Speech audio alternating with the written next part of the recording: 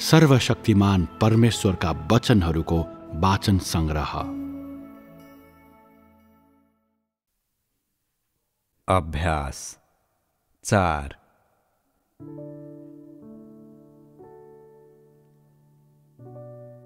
आज मैले कुरा गरेको शान्ति र आनन्द तैँले विश्वास गरेको र बुझेको जस्तो शान्ति होइन। त शान्ति र आनन्द भनेको दिनभरि खुसी रहनु, तेरो परिवारमा रोग वा विपत्ति नहुनु हो, तेरो हृदयमा अलिकति पनि शोक नभई सधैँ खुसी रहनु र तेरो जीवन जुन हदसम्म विकास भएको भए पनि आनन्दको अवर्णनीय अनुभूति हुनु हो भनी सोच्छस्। त्यो तेरो छोरालाई हुर्काउनु र उसलाई विश्वविद्यालयमा भर्ना गर्नु बाहेकको कुरा हो। यी कुरालाई मनमा राखेर तैँले परमेश्वरसित प्रार्थना गरिस् र परमेश्वरको अनुग्रह कति महान छ भनी देखेर त कानदेखि कानमा निच्च परेर हाँस्दै अति आनन्दित भइस् र परमेश्वरलाई धन्यवाद दिन रोकिँदैनस्। यस्तो शान्ति र आनन्द पवित्र आत्माको उपस्थितिबाट आउने साँचो शान्ति र आनन्द होइन, बरु यो देहको सन्तुष्टिबाट प्राप्त हुने शान्ति र आनन्द हो। आज कुन युग हो त्यो तैँले बुझ्नुपर्छ। यो अनुग्रहको युग होइन र अब यो तैँले रोटीले आफ्नो पेट भर्न प्रयास गर्ने समय होइन। त धेरै आनन्दित होलास्, किनकि तेरो परिवारको निम्ति सबै कुरा राम्रो भइरहेको हुन्छ, तर तेरो जीवनले अन्तिम सास फेर्दैछ र यसरी तेरो आनन्द जति नै ठूलो भए पनि पवित्र आत्मा तँसँग हुनुहुन्न। पवित्र आत्माको उपस्थिति प्राप्त गर्नु सरल कुरा हो। तैँले जे गर्नुपर्छ त्यो ठिकसँगले गर।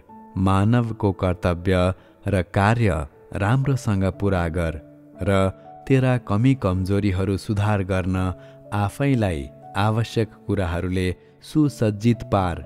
यदि तँमा सधैँ आफ्नो जीवनको लागि बोझ छ र परमेश्वरको सत्यता बुझेको वा परमेश्वरको वर्तमान कामलाई बुझेकोमा खुसी छस् भने त्यो साँच्चै पवित्र आत्माको उपस्थिति प्राप्त गर्नु हो। वा यदि तैँले कसरी सामना गर्नुपर्छ भनी नजानेको समस्या सामना गर्नुपर्दा वा तैँले सङ्गति गरेको सत्यता नबुझेकोले कहिलेकाहीँ त चिन्ताले ग्रस्त हुन्छस् भने त्यसले पवित्र आत्मा तेरो साथमा हुनुहुन्छ भन्ने प्रमाण दिन्छ। यी जीवनको अनुभवका सामान्य अवस्थाहरू हुन्। तैँले पवित्र आत्माको उपस्थिति र अभाव बीचको भिन्नतालाई बुझ्नुपर्छ र यसको बारेमा रहेको तेरो दृष्टिकोणमा अत्याधिक सरल हुनु हुँदैन। यसभन्दा पहिले पवित्र आत्माको उपस्थिति हुनु र पवित्र आत्माको काम हुनु फरक फरक कुरा हो भनेर भनिएको थियो। पवित्र आत्माको उपस्थिति हुनुको सामान्य अवस्था, सामान्य विचारहरू, सामान्य विवेक र सामान्य मानवतामा प्रकट हुन्छ। व्यक्तिको चरित्र पहिले जस्तो थियो त्यस्तै रहनेछ, तर तिनीहरूभित्र शान्ति हुनेछ र बाहिरी रूपमा तिनीहरूमा सन्तको शिष्टता हुनेछ। पवित्र आत्मा तिनीहरूसँग हुनुहुँदा तिनीहरू यस्तै हुनेछन्। जब कसैसँग पवित्र आत्माको उपस्थिति हुन्छ, तिनीहरूको सोच विचार सामान्य हुन्छ। जब तिनीहरू भोकाउँछन् तब तिनीहरू खान चाहन्छन्। जब तिनीहरू तिर्खाउँछन् तिनीहरू पानी पिउन चाहन्छन्। यस प्रकारको सामान्य मानवताको प्रकटीकरणहरू पवित्र आत्माको अन्तर्दृष्टि होइन। ती त पवित्र आत्माको उपस्थितिमा हुने मानिसहरूका सामान्य सोचाइ र सामान्य स्थिति हुन्। कतिपय मानिसहरूले गलत रूपमा के विश्वास गर्छन् भने जोसँग पवित्र आत्माको उपस्थिति हुन्छ तिनीहरू भोकाउँदैनन्, तिनीहरू थाक्दैनन् र तिनीहरूले आफ्नो परिवारको बारेमा सोच्दैनन्। आफैलाई देहबाट पूर्ण रूपले अलग गरेका हुन्छन्। वास्तवमा मानिसहरूसँग पवित्र आत्मा जति धेरै रहनुहुन्छ, उनीहरू त्यति नै सामान्य हुन्छन्। तिनीहरू परमेश्वरको लागि दुःख भोग्न र काम कुराहरूलाई त्याग्न, आफैलाई परमेश्वरको निम्ति अर्पण गर्न र परमेश्वरप्रति वफादार हुन जान्दछन्। त्यसबाहेक तिनीहरूले खाना र लुगाफाटोको बारेमा पनि विचार गर्छन्। अर्को शब्दमा भन्दा, मानिसहरूमा हुनुपर्ने र हुने सामान्य मानवतालाई तिनीहरूले अलिकति पनि गुमाएका हुँदैनन्, बरु तिनीहरूमा खास तर्कशक्ति हुन्छ। कहिलेकाहीँ तिनीहरूले परमेश्वरका वचनहरू पढ्छन् र परमेश्वरको कामको बारेमा चिन्तन गर्दछन्। तिनीहरूका हृदयमा विश्वास हुन्छ र तिनीहरू सत्यको पछि लाग्न इच्छुक हुन्छन्। स्वाभाविक रूपमा पवित्र आत्माको काम यही जगमा आधारित हुन्छ। यदि मानिसहरूमा सामान्य सोच विचार छैन भने तिनीहरूमा कुनै तर्कशक्ति हुँदैन। यो सामान्य अवस्था होइन। जब मानिसहरूमा सामान्य सोच विचार हुन्छ र पवित्र आत्मा तिनीहरूसँग हुनुहुन्छ, तिनीहरूमा अवश्य नै सामान्य मानिसको तर्कशक्ति हुन्छ। त्यसैले तिनीहरूसँग सामान्य अवस्था हुन्छ। परमेश्वरको कामको अनुभव गर्दा पवित्र आत्माको काम कहिलेकाहीँ प्राप्त हुन्छ, जबकि पवित्र आत्माको उपस्थिति प्राय निरन्तर रहिरहन्छ। जबसम्म मानिसहरूको तर्कशक्ति र सोच विचार सामान्य हुन्छ र जबसम्म तिनीहरूको अवस्था सामान्य हुन्छ, तबसम्म पवित्र आत्मा अवश्य नै तिनीहरूको साथमा रहनुहुन्छ। जब मानिसहरूका तर्कशक्ति र सोच विचार सामान्य हुँदैनन्, तब तिनीहरूको मानवता सामान्य हुँदैन। यदि यस क्षणमा तँमा पवित्र आत्माको काम छ भने पवित्र आत्मा निश्चय नै तँसँग हुनुहुनेछ।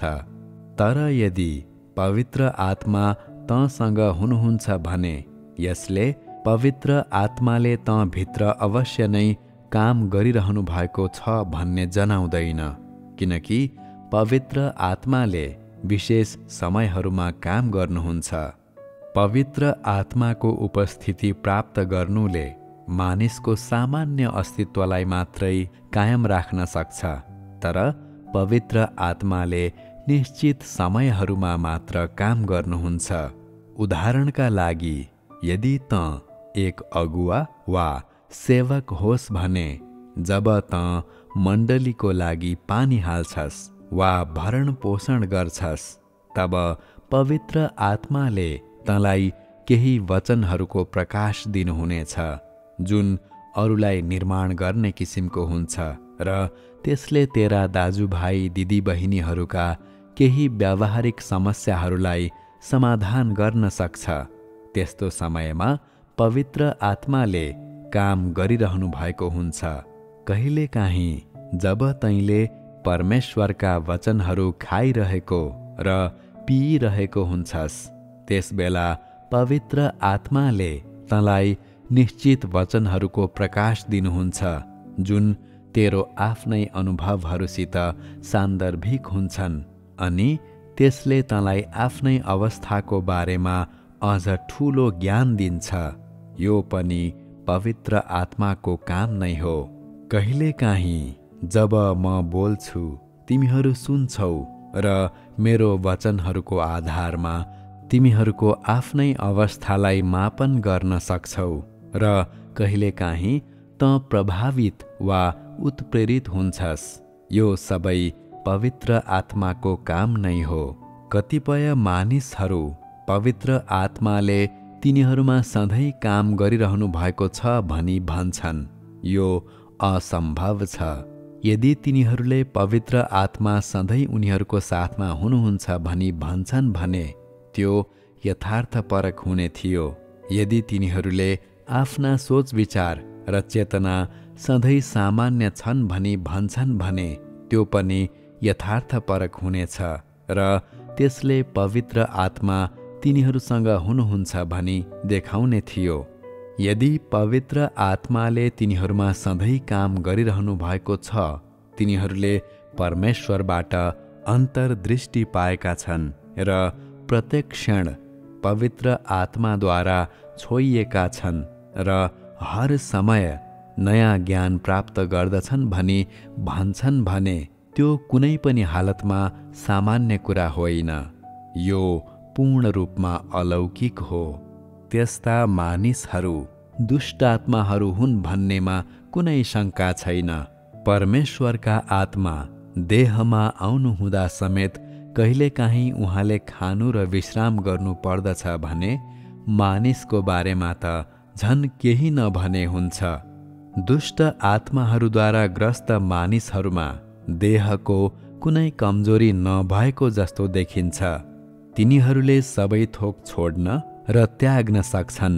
तिनीहरू भावनाबाट मुक्त हुन्छन्, यातना सहन सक्ने हुन्छन् र अलिकति पनि थकान महसुस गर्दैनन्, मानौ तिनीहरूले शरीरलाई पार गरिसकेका छन्। के यो अत्यन्त अलौकिक होइन र? दुष्ट आत्माहरूको काम अलौकिक हुन्छ। कुनै पनि मानिसले त्यस्तो कुरा हासिल गर्न सक्दैन। विवेकको कमी हुनेहरू त्यस्ता मानिसहरूलाई देख्दा ईर्ष्यालु हुन्छन्। परमेश्वरमाथिको आफ्नो विश्वासमा तिनीहरूसित जोश छ, ठूलो विश्वास छ भनी तिनीहरू भन्छन् र कमजोरीको सानो भन्दा सानो चिन्ह समेत कहिल्यै देखाउँदैनन्। वास्तवमा ती सबै दुष्ट आत्माको कामका प्रकटीकरणहरू हुन्, किनकि सामान्य मानिसहरूसित अपरिहार्य रूपमा नै मानवीय कमजोरीहरू हुन्छन्। जोसँग पवित्र आत्माको उपस्थिति हुन्छ, तिनीहरूमा हुने सामान्य अवस्था यही नै हो। आफ्नो गवाहीमा दृढ भएर खडा हुनु भनेको के हो?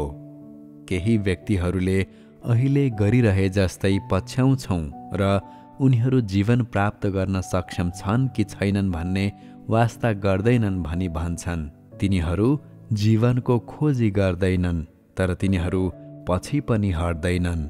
तिनीहरू कामको यो चरण मात्र परमेश्वरले नै गर्नुहुन्छ भन्ने कुरालाई स्वीकार गर्छन्।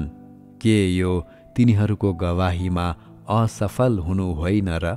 त्यस्ता मानिसहरूले आफूलाई विजय गरिएको गवाही पनि दिँदैनन्।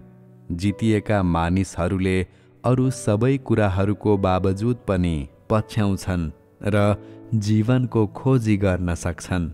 तिनीहरूले व्यावहारिक परमेश्वरमा विश्वास मात्र गर्दैनन्, तर परमेश्वरका सबै प्रबन्धहरू पछ्याउन पनि जान्दछन्। गवाही दिनेहरू त्यस्तै व्यक्तिहरू हुन्। गवाही नदिनेहरू कहिल्यै पनि जीवनको पछि लागेका हुँदैनन् र अझै पनि अस्तव्यस्त भएर पछ्याइरहेका हुन्छन्। तैँले पछ्याउँछस् होला, तर त्यसको अर्थ त जितिएको छस् भन्ने हुँदैन, किनकि तँलाई परमेश्वरको आजको कामको कुनै ज्ञान छैन। विजय गरिनको लागि केही शर्तहरू पूरा गर्नुपर्दछ।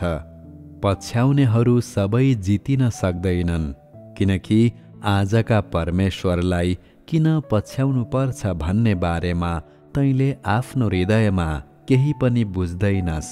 न त तँलाई आजको दिनसम्म तँ कसरी आइपुगिस्, कसले तँलाई आजको दिनसम्म सहायता गर्यो, सो कुरा नै जान्दछस्।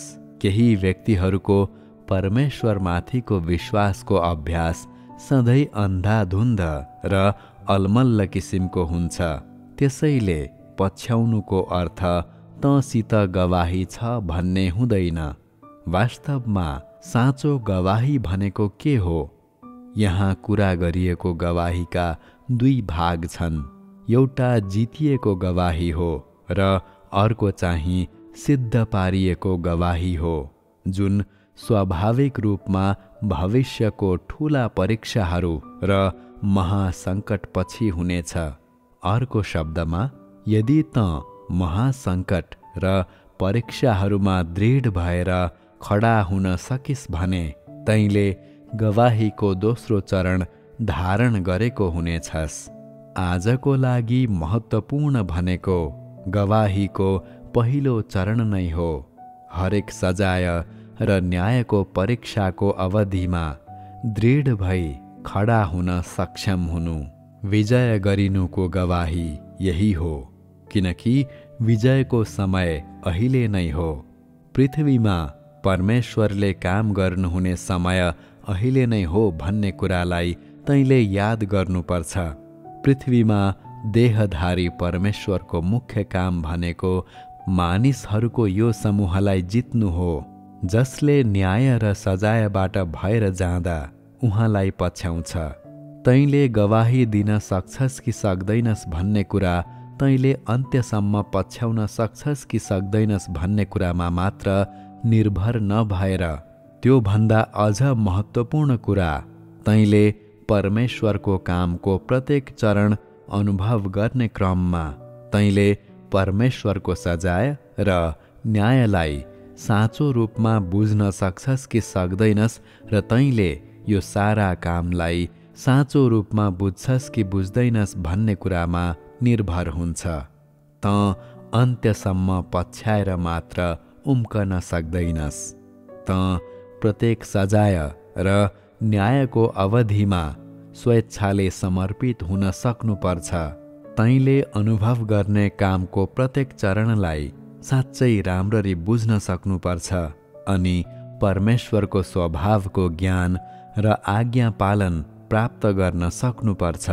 विजय गरिनुको अन्तिम गवाही यही हो, जुन गवाही तैँले दिनुपर्छ। विजय गरिनुको गवाहीले मुख्य रूपमा देहधारी परमेश्वर सम्बन्धी तेरो ज्ञानलाई सङ्केत गर्दछ। अत्यन्त महत्त्वपूर्ण कुरा गवाहीको यो चरण परमेश्वरको देहधारणको निम्ति हो। तैँले संसारका मानिसहरू वा अधिकार प्रयोग गर्ने व्यक्तिहरूका अगाडि के गर्छस् वा के भन्छस् भन्ने कुराको महत्त्व हुँदैन।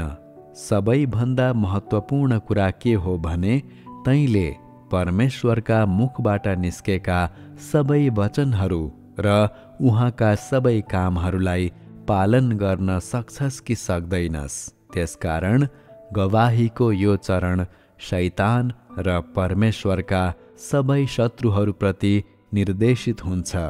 परमेश्वर दोस्रो पटक देह बन्नुहुनेछ र अझ महान काम गर्न आउनुहुनेछ भनी विश्वास नगर्ने, यसबाहेक परमेश्वर देहमा आउनु भएको तथ्यलाई पनि विश्वास नगर्ने भूतात्माहरू र शत्रुहरूप्रति निर्देशित हुन्छ। अर्को शब्दमा भन्दा यो सम्पूर्ण ख्रिस्ट विरोधीहरूमा निर्देशित हुन्छ। परमेश्वरको देह धारणमा विश्वास नगर्ने सबै शत्रुहरूप्रति। परमेश्वरको बारेमा सोच्नु र परमेश्वरको तिर्सना गर्नुले त परमेश्वरद्वारा जितिएको छस् भन्ने प्रमाणित गर्दैन। यो तैँले उहाँ देह बन्नुभएका वचन हुनुहुन्छ भनी विश्वास गर्छस् कि गर्दैनस्? वचन देहधारी हुनुभएको छ भनी विश्वास गर्छस् कि गर्दैनस्? र परमेश्वरका आत्मा वचन बन्नुभएको छ भन्ने कुरामा विश्वास गर्छस् कि गर्दैनस्? र वचन देहमा प्रकट हुनुभएको छ भनी विश्वास गर्छस् कि गर्दैनस् भन्ने कुरामा निर्भर हुन्छ। मुख्य गवाही यही हो। तैँले कसरी पछ्याउँछस् त्यो महत्त्वपूर्ण छैन, न त तैँले आफैलाई कसरी समर्पित गर्छस् त्यो नै महत्त्वपूर्ण हुन्छ। महत्त्वपूर्ण कुरा भनेको तैँले यस सामान्य मानवताबाट वचन देह बन्नु भएको छ र सत्यका आत्मा शरीरमा प्रकट हुनुभएको छ। सत्य, बाटो र जीवन सबै देहमा आएका छन्। परमेश्वरका आत्मा साँच्चै पृथ्वीमा आउनु भएको छ र आत्मा देहमा आउनु भएको छ भन्ने कुरालाई पत्ता लगाउन सक्छस् कि सक्दैनस् भन्ने हो। बाहिरबाट हेर्दा यो पवित्र आत्माको धारण भन्दा फरक देखिने भए पनि यस काममा तैँले आत्मा पहिले नै देह बन्नु भएको छ। यसबाहेक वचन देहधारी बन्नु भएको छ र वचन देहमा देखा पर्नु भएको छ भन्ने कुरालाई स्पष्ट रूपमा देख्न सक्छस्।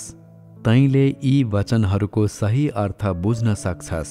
प्रारम्भमा वचन हुनुहुन्थ्यो र वचन परमेश्वरसँग हुनुहुन्थ्यो र वचन नै परमेश्वर हुनुहुन्थ्यो। यसबाहेक तैँले आजको वचन परमेश्वर हुनुहुन्छ भन्ने बुझ्नुपर्छ र वचन देहधारी बन्नुहुन्छ भन्ने कुरालाई देख्नुपर्छ। तैँले दिन सक्ने सर्वोत्तम गवाही यही हो। परमेश्वर देहधारी बन्नु भएको छ भन्ने बारेमा तँसँग सही ज्ञान छ भन्ने यसैले प्रमाणित गर्दछ। तँ उहाँलाई चिन्न मात्र सक्दैनस्, तर आज तँ हिँडिरहेको बाटो जीवनको बाटो हो र सत्यको बाटो हो भनेर पनि जान्दछस्। येशूले गर्नुभएको कामको चरणले वचन परमेश्वरसँग हुनुहुन्थ्यो भन्ने सार मात्र पुरा गर्यो। परमेश्वरको सत्यता परमेश्वरसँग थियो र परमेश्वरका आत्मा देहसँग हुनुहुन्थ्यो र त्यो देहबाट अलग गर्न नसकिने थियो। अर्थात् देहधारी परमेश्वरको देह परमेश्वरका आत्माको साथमा हुनुहुन्थ्यो। जुन देह धारण गर्नुहुने येशू नै परमेश्वरको पहिलो देह धारण हुनुहुन्थ्यो भन्ने कुराको अझ ठूलो प्रमाण हो। कामको यो चरणले वचन देह बन्नुहुन्छ भन्ने वाक्यांशको सटीक रूपमा भित्री अर्थ पूरा गर्दछ। वचन परमेश्वरसँग हुनुहुन्थ्यो र वचन परमेश्वर हुनुहुन्थ्यो भन्ने वाक्यांशमा गहिरो अर्थ थप्दछ र तँलाई आदिमा वचन थियो भन्ने वचनमा ठोस रूपमा विश्वास गर्ने तुल्याउँछ। भन्नुको अर्थ के हो भने सृष्टिको समयमा परमेश्वरसँग वचनहरू थिए, उहाँका वचनहरू उहाँसँगै थिए र उहाँबाट अलग हुन सक्दैनथे। अनि अन्तिम युगमा उहाँले आफ्ना वचनहरूको शक्ति र अख्तियारलाई अझ स्पष्ट पार्नुहुन्छ र मानिसलाई उहाँका सबै मार्गहरू देख्ने, उहाँका सबै वचनहरू सुन्ने अनुमति दिनुहुन्छ। अन्तिम युगको काम यस्तै हो। तैँले यी कुराहरू सम्पूर्ण रूपमा बुझ्नुपर्छ। यो देहलाई जान्नुको सवाल होइन, तर तैँले देह र वचनलाई कसरी बुझ्छस् भन्ने कुराको सवाल हो। यो तैँले धारण गर्नुपर्ने, सबैले जान्नुपर्ने गवाही हो। यो दोस्रो देह धारणको काम हो र परमेश्वर देह बन्नुहुने अन्तिम पटक हो। त्यसैले यसले देह धारणको महत्त्वलाई पूर्ण रूपमा पूरा गर्दछ र देहमा परमेश्वरका सम्पूर्ण कामहरूलाई पूरा र प्रस्तुत गर्दछ। परमेश्वर देहमा हुनुहुने युगलाई समाप्त गर्दछ। यसैले तैँले देह धारणको अर्थ जान्नुपर्छ।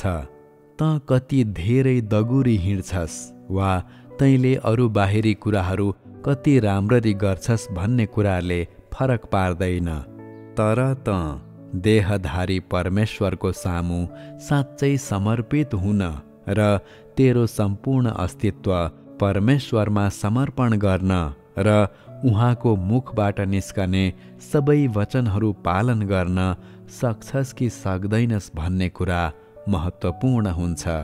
तैँले यही नै गर्नुपर्दछ र तैँले यसैलाई पालन गर्नुपर्छ। गवाहीको अन्तिम चरण भनेको तँ सिद्ध बनाइने योग्यको छस् कि छैनस् भन्ने कुराको गवाही हो। भन्नुको अर्थ देहधारी परमेश्वरको मुखबाट बोलिएका सबै वचनहरू बुझिसकेपछि तँमा परमेश्वरको बारेमा ज्ञान हुन्छ र तँ उहाँको बारेमा निश्चित हुन्छस् र तँ परमेश्वरको मुखबाट निस्केका सबै वचन अनुसार जिउँछस्। र परमेश्वरले तँबाट माग्नुभएका शर्तहरू हासिल गर्छस्। पत्रुसको शैली र अय्युबको विश्वास, यहाँसम्म कि तँ मृत्युसम्म आज्ञा पालन गर्न सक्छस्। आफूलाई पूर्ण रूपमा उहाँमा समर्पित गर्न सक्छस् र अन्त्यमा एक यस्तो व्यक्तिको स्वरूप प्राप्त गर्न सक्छस् जुन मापदण्ड अनुसारको हुन्छ, अर्थात् यस्तो व्यक्तिको स्वरूप जो परमेश्वरको न्याय र सजाय अनुभव गरेपछि विजय गरिएको र सिद्ध पारिएको हुन्छ। अन्तिम गवाही यही हो। सिद्ध बनाइएको व्यक्तिले अन्त्यमा दिनुपर्ने गवाही यही हो। तैँले दिनुपर्ने गवाहीका दुई चरण यी नै हुन्। ती अन्तर सम्बन्धित र अपरिहार्य छन्, तर तैँले जान्नै पर्ने एउटा कुरा छ। आज मैले तँबाट चाहेको गवाही संसारका मानिसहरूप्रति निर्देशित छैन, न त कुनै एकल व्यक्तिप्रति नै छ, तर मैले तँलाई गर्न भनी भनेको कुरामा निर्देशित छ। तैँले मलाई सन्तुष्ट पार्न सक्छस् कि सक्दैनस्, साथै मैले तिमीहरू प्रत्येकबाट माग गरेका शर्तहरूको मापदण्ड तैँले पूर्ण रूपमा पुरा गर्न सक्छस् कि सक्दैनस् भन्ने कुराद्वारा यसको मापन गरिन्छ। तैँले बुझ्नुपर्ने कुरा यही नै हो।